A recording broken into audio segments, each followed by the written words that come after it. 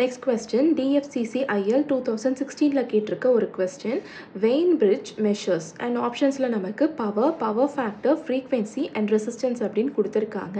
So vein bridge ஆசிலேட்டரில் முக்கியமாக நம்ம என்ன பார்த்துருப்போம், frequency of sustained oscillation F is equal to 1 divided by 2 pi RC அப்படின்னு நம்ம பார்த்துருப்போம்.